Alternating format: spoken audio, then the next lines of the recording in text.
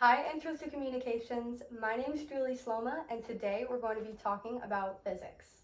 How many of you watching this video have actually taken a standard physics course before? Whether it be academic, honors, or AP? Wonderful.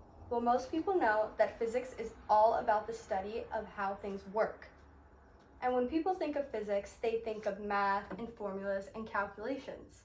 However, there's a completely different side to physics, known as theoretical physics. And when we look to theoretical physics, we look at the great physicians and innovators that have helped shape this realm and culture.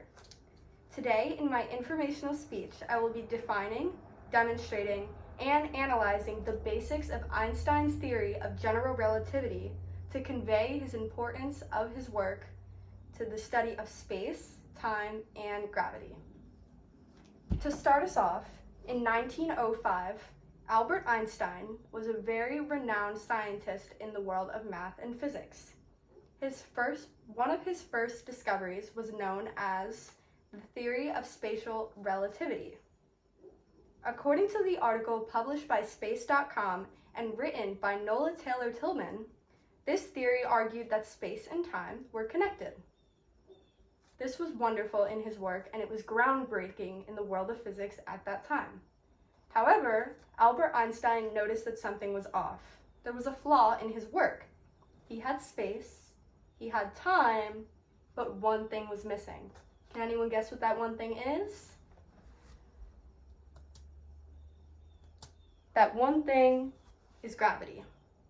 Gravity is the force of attraction that all objects possess. The theory of general relativity can be represented by objects and their gravitational force upon each other. This was mentioned by the NASA Glenn Research Center, and it is all dependent on the distance between two objects and the size of each object, otherwise known as their mass. For example, we can use ourselves and the Earth. The center of the Earth is pulling you in with respect to gravity, but at the same time, according to Einstein, the Earth was also pulling upon us, reinforcing how everything is connected. As he continued to study this phenomenon, he looked towards the speed of light trapped in vacuums. He noticed that the speed is the same no matter how fast the viewer is moving, as said by the Wired article written by Abigail Beale. At this point, space and time were now interwoven like a fabric. The same observations could now occur at different times for different people, but still be congruent. This goes ahead and reinforces my demonstration. The Earth is pulling upon us as we are pulling upon it, which is the basics of general relativity. So what does this mean for things that are bigger than you and I? Einstein also thought about this and came to the conclusion that all objects cause some sort of change in the space-time continuum. All the planets, stars, and galaxies bend the space-time continuum, almost as if you were to stretch a blanket and throw a ball where the blanket would bend, because everything contains mass and distance from something else. When I took AP Physics 1 at Freedom High School, my teacher, Mr. Brown, analyzed this as a trampoline. Imagine you were standing in the middle of a trampoline. If you were to throw tennis balls all around the trampoline, they would fall to your feet. The tennis balls go to what's heavier because if you're in the center, your mass is taking you down.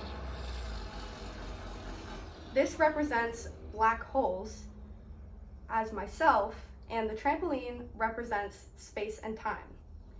The tennis balls represent other planets and other stars.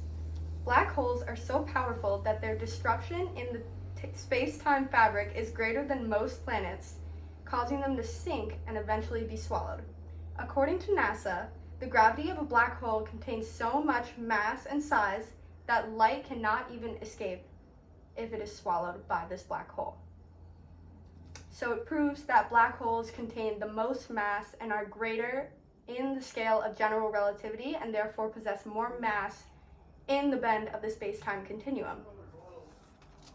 In closing, thanks to Albert Einstein, theoretical physics can be properly demonstrated, defined, and analyzed with the theory of general relativity.